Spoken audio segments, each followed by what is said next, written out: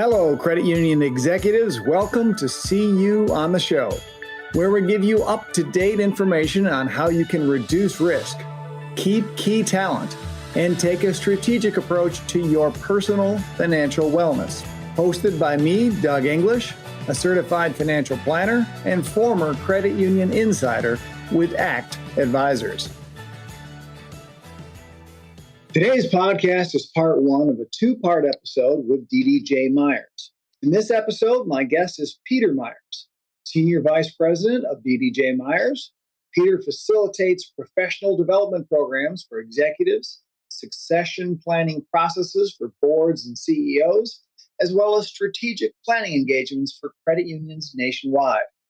In this episode, we discuss the steps of a strategy development program and when to identify or reevaluate your KPIs.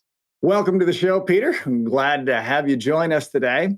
So tell me, how did you first get started working with the credit union movement? Yeah, that's a great question. Thanks for having me, Doug. I'm excited to be on here and just to give you a little shout out. I love listening to the show. You do a great job, so I'm excited to be on here.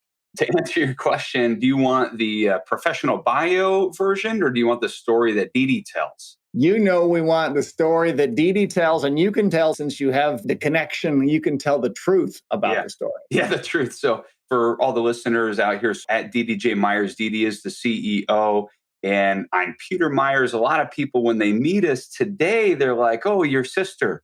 Once in a while, they'll say, oh, your wife. And so I don't know what that means. I don't know how to take that because she is, in fact, my mother. And so I'm the only other family member that works at our company. We got like 15 people or so. The way that Dee talks about how I joined the company is in first grade, I would be running the mail meter machine. She would do letters out to the financial executives out there because we started really inside of treasury management, asset liability management, executive search for banks, regional banks, transnational banks. Executives across the United States, this is when we would have to mail stuff. So I would fold letters, put them in the envelope, and then go ching, with a little metering thing in there. And so that's what I would do. That's how I got started. And she would pay me in quarters. And so she'd say, all right, so if you do all this, you get 50 cents. That's 2 quarters. And the significance of the quarters, because a restaurant we used to go to had a Pac-Man machine. And I loved playing Pac-Man. And so I got to play Pac-Man a couple of times for doing hours and hours of labor, right? It's the way that Dee really had it go.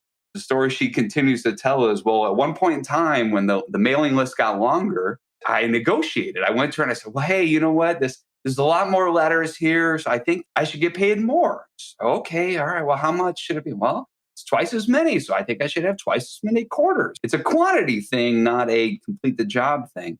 And so she, as her motherly self, said, all right, yeah, you can have the extra quarters so you can play Pac-Man. And so that's how I got started. She still pays me in quarters today. That's kind of the line of it today.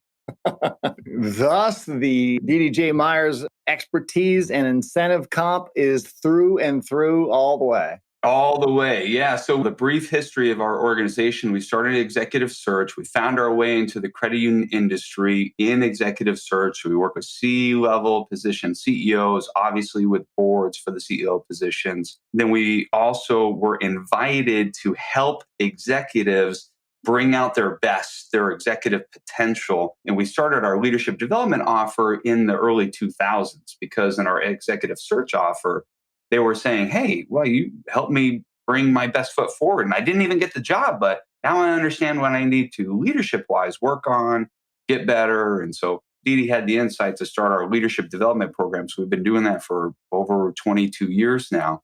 And then we got invited into the strategic planning conversations because we help teams, whether it's the board or the executive team, get aligned on what is most important in a way that they had never had before. And so we've been doing our strategic planning offer for about a dozen years now. And then, of course, and this goes back into the executive comp conversation, the way that we orient with any of our services is very data-driven, very informed, very strategically oriented. That leads into an executive comp or CEO comp conversation where we help boards And also, frankly, CEOs, be more diligent about what they're doing with executive retention and benefits and rewards programs. So that's a long story to say. That's how we got into the credit union industry, because we love working in this industry and we love the people. You know the drill. We drank the Kool-Aid, right? Yeah, it is a beautiful place to get to be a part of the servant leaders of this credit union movement. Well, let's talk about the times we're dealing with, Peter. We've got a incredibly inflationary environment, both in goods and services, and of course, a highly, highly competitive environment for talent. So, how are credit unions and boards dealing with this environment in a data-driven, strategic way? Has there ever been a time when credit unions weren't really organizing around or anticipating or a little bit fearful around something, right? There's some strategic opportunity or some external variable. What tends to happen is organizations will get hyper focused on that topic of the day, but not working on the discipline as an organization from a board perspective, from an executive team perspective, and frankly, from a mid management perspective about how do we address the strategic concern of the day. So not working on that pattern or that methodology. And so that's where teams we work with, and I say teams, products is boards and executives, they get so reactionary. And they're like, how do we operate in the strategic stratosphere? We want to operate at the 30,000 foot or the 50,000 foot. How do we operate at that level? It's like, well, how are you setting yourself up for getting up to that level? There's years of planning in order for us to get to that kind of level. And that's painful. That's painful for organizations to implement because it's change, and change is hard, right? But also change is, I would say, inevitable. I'll put it in like a fitness kind of context. We're runners and we do a run a couple times a week. And our fitness regimen around running is just running. And so we're just go out and we just do the thing. And that's the pattern. But we're asking to get to faster paces. We're asking to be more injury preventative and all these things. But yet we're still just doing running. And so the way I think about it is, well, you have to put a big stretching regimen in there. You have to stretch your body in a way that is actually kind of painful at first, right? You have to stretch and flex new muscles. And then if you get injured and you go to a physical therapist, I guarantee they're going to say, well, how's your squat? How's your squat doing? How many resistance work do you do in order to get better at running? And most people say, well, I'm a runner. I don't do that stuff. I want to be lean. I don't want to get bulky. And so what we say is, well, you have to work the foundational movements that make the execution, in this case, running, better. And so that's what we work with organizations on, is those foundational deep stretches, lifting those big movements or those loads so that when they actually go to do the thing, they're more adept, they're more flexible, they can endure the different terrains, whether it's running on the street or running in the hills or running when it's cold outside, running when it's hot outside. You never know what tomorrow is going to bring. So let's get tactical about the strategic. Let's pretend that our listeners have just engaged you to do exactly that. What is going to be the steps that they're going to go through in order to begin getting that strategic alignment together? Walk us through it. So we ask them, we tease out, well, what does alignment mean? What are your concerns about this? What's your vision for this? What's the pace of execution that you think we need to run at in order to achieve this objective? How are we measuring success? What are the most important KPIs that we should be looking at? And I'll tell you that when we have executive teams stack rank most important to least important KPIs based on their current trajectory, it is daunting how the lack of alignment that executives have on just some of the most basic principles. And so then when we put that content, that I'll call it discovery content, in front of them, sometimes they can feel maybe a little sheepish, like, wow, we're not on the same page about some of these fundamentals. But what we say is, hey, there's power in that. If we understand the lack of alignment today, that then gives us what we can orient towards in the future to get aligned. Now we know the we know the starting position, and we know the destination. So how do we get there? It's not just one weekend conversation. Are you stack ranking the KPIs within just the C-suite, or is this the CEO to the board? Yeah, so it's both, right? And so when we're doing this, and there's a number of different angles of approaches to do a strategy development and deployment program, lots of times it includes just the executives. Lots of times it also, I would say half the time it includes just the executives, half the times it includes the executive and the board. But the board is involved at different intervals, right? So we'll do a reveal conversation in the beginning, which includes both parties. And then the executive team works for a series of times, let's call it 6, 7 months. And then we bring the board back in. And then we run that kind of pattern where about twice a year, the board and executive team are in a strategic conversation, but the executive team is in a quarterly or maybe every 2 months to get us started. Sometimes it's every month. It really depends on the scope, but they have to build the strategic muscles as an executive team to position the strategic conversation for the board. I'll give you a simple example. Boards also want to operate in the stratosphere. They do. They do. Now, they espouse that, but yet they also have, let's call it more operationally, more tactically focused questions. And so then it leads into the quote unquote proverbial weeds of the conversation. I blame executives lots of times for boards getting into that weeds conversation. And that's maybe not fun for executives to hear, but I think it's useful for them to hear. And I'll quote one board member. He goes, "Hey, if you put an operational detail in front of me, I'm going to want to talk about it." So the power in him saying that is if I don't put an operational detail, I'm not like withholding. But if I position a strategic conversation, I have to position it. I have to provide information. I have to load the conversation.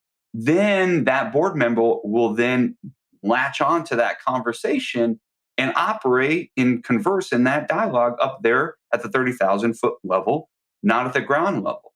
And so that's really where I think executive teams have to learn, well, what is a strategic conversation? What does it sound like? And how do we position ourselves, frankly, the executives, to be in the right conversation? And then what are the questions that we don't know the answer to that we have to gain born insight on to help understand what the membership's perspective is? That's a huge amount of work in a small number of words, right? Agreeing on the KPIs alone. What are they? How do you define them? How do you measure them? How often do you measure them? That is a huge amount of work. And what I think I heard you say is the executive team, in agreeing on what those are, they're meeting frequently and checking in on those. And then the more strategic conversation with the board on the same subject happens on a lower frequency basis, but it's still informed by the KPIs, smartly discussing them from a strategic standpoint and not getting caught up into the day-to-day tactical that's over on the executive side. Is that correct? Yes, all of that. And I'm going to say, and when we set up the right kind of conversations, the right kind of pattern or frequency of the dialogue, but more importantly, we learn how to have a strategic conversation. We learn how to catch ourselves when we get more unnecessarily operationally focused, because it can be very useful for a board to dive into an operational conversation just to get the conversation over with so they can understand why the strategics. So sometimes boards and executives, they go, well, we don't want to ever hear that. But then their questions sometimes go there. And so I think it's easier and more beneficial if we can dive in for a minute. Like, hey, let's have an operational conversation for 5 minutes. And everyone can go, oh, good. I can breathe a little bit. I had those concerns, but now I can operate up here. So once we get that all established, I would say actually on a monthly basis, the conversation, the board meeting can be more strategically oriented.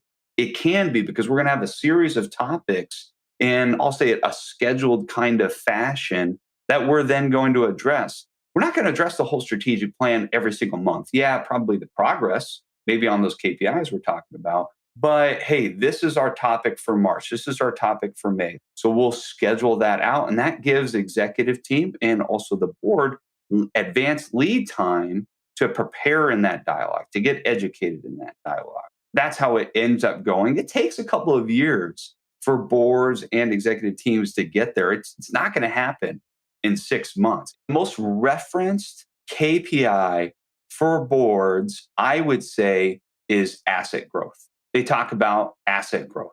It's probably the most easily referenced, and it is everywhere inside of the KPI formulas, right? I mean, it's assets are loaded into so many different call report metrics.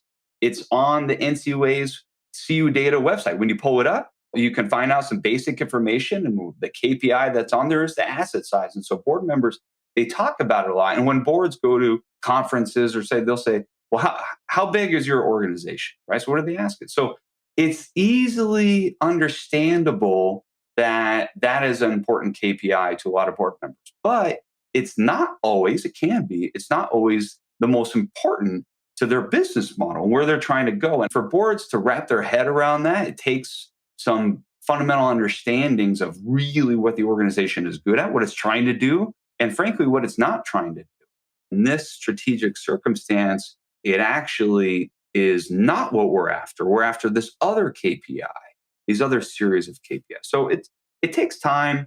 It's painful changes. As you said earlier, it's hard, but we've got to stretch. We've got to build up different muscles. What causes the credit union to realize that it's time to reevaluate or even, I guess, identify the KPIs and build a strategic process like this? It's largely informed by some of those external variables like, oh my gosh, the market is going this particular direction, positively or negatively, or that the organization leadership, so board executive team, will see the strategic opportunity. And what is that market opportunity? And how do we actually measure success for that? What are the relevant business model KPIs that will tell us we're going in that particular direction? And frankly, it's sustainable. It's sustainable. Like over the last 6-7 months or so, right? Peloton is kind of like everyone understands. Peloton, it took over the world, right? They went from like 8 to 50 billion market capitalization, and now it's back down to 8 billion or something. They were only organized around growth.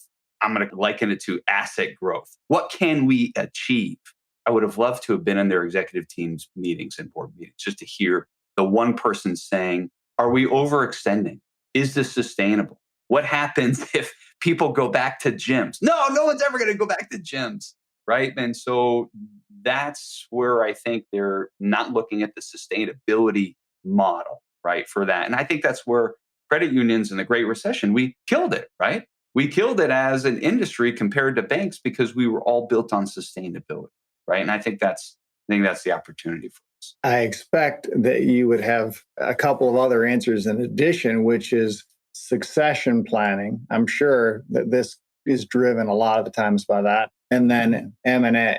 I'm sure that necessitates these engagements. Talk to us a little bit about that. Yeah. So talent is everything. Talent is absolutely everything. And one of the flaws I see in strategic plans, talent is not addressed in 99% of their strategic plans. Or if it is, it's all about the staff level. Yeah, our staff needs to get better at these kinds of things. Never are executive teams documenting our strategic capabilities, our skill sets. We don't have this or we have this, right? We need to get better at these kinds of things. So we have these ambitions, but how good are we at these? And it's very powerful and I'll say strategically informative to say, we suck at this one thing and we're awesome at these things. We need to capitalize on this, or you know what? The strategic opportunity mandates we get better at this thing that we're not so good at. So how are we going to do that? We're going to hire the outside talent, develop it internally, we're going to do these things. Talent is everything. And it's not just about the staff levels being better at conversing with the members and all that kind of stuff.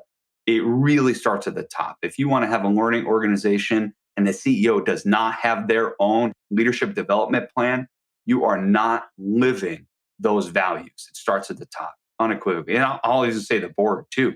Board development plans. If your board members do not have an actionable development plan that tells them they need to get better at 1, 2, and 3 in order to be the best at their capabilities, how do you expect the organization, the sophistication of dialogue to actually be elevated? It's going to get worse.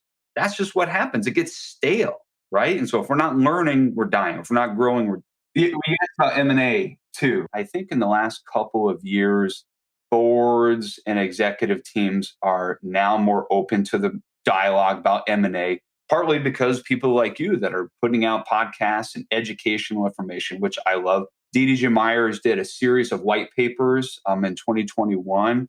They're available on our website. They're a great piece of work. They were really well received in the market. And they're not DDJ, just to be clear, taking a position. You should or you shouldn't. It's more educational. It's informative. True white papers. So we're not selling anything in it, which is weird inside of white papers these days. So what is cool about M&A is that when boards want to be in that conversation, we approach it from an educational perspective. What's the data saying? Where's the industry going? Why do organizations merge? What would it be in it for us? What wouldn't it be in it for us? Why would we not merge? What becomes really exciting is when boards and executive teams can say, hey, the best thing for the members, not for me personally, but the best thing for the members is to not merge, and here's why, or to merge, and here's why. They can really have a higher purpose, documented reasoning, strategic reasoning as to why. I'll give you a real story. In the beginning of the pandemic, the throes of the pandemic, pre-major economic stimulus, I was working with a board and executive team. I'm working with them for a number of years. So this CEO is in a turnaround situation. It's in a 5-year plan. He's in 3 years into it. Then, boom, the pandemic happens. Everyone's worried about loan losses, all that kind of stuff. This organization was like, we need to be in this M&A dialogue. We need to see, can we survive as an organization and a thrivability standpoint. And what they strategically decided is, and I agreed with them, is that in their market, really someone coming in because they are so far from everyone else and their community is so unique that their local representation was most important, not economically thriving, not getting to 10% net worth, not getting to 1% ROA. It was really the local representation, even if we have depreciated earnings for a while. And so that was a very rough, but very informative conversation. And they really evaluated everything. And I applauded them for it. They could have easily said, look, we can get the digital stuff, we can get the better technology, we can get more branches, we can do all that stuff if we just get acquired. But they as real local representatives of the community decided that's actually not their membership's most important priority and prerogative.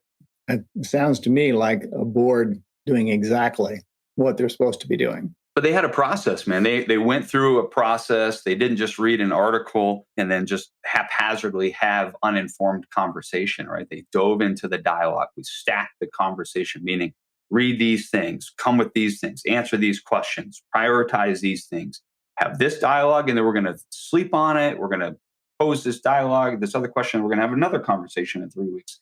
So being in strategic conversations is really about setting it up. You can't just turn on the strategic gears, right? Like in a board meeting. Okay, now we're going to be in the strategic.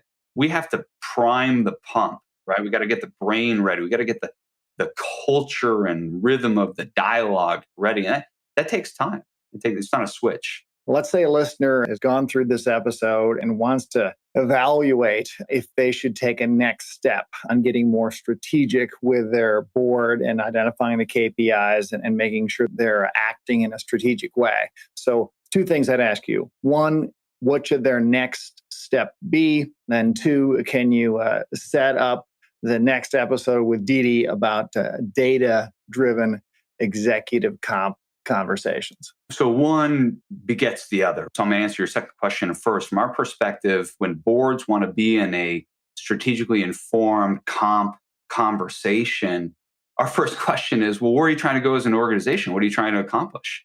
Right? What's your objectives, right? That gets maybe a little tedious with board members because their first answer is usually not the real answer, right? It's the surface level answer. We want to get to the deep, more meaningful answer and how well do they actually understand where they're trying to go as an organization?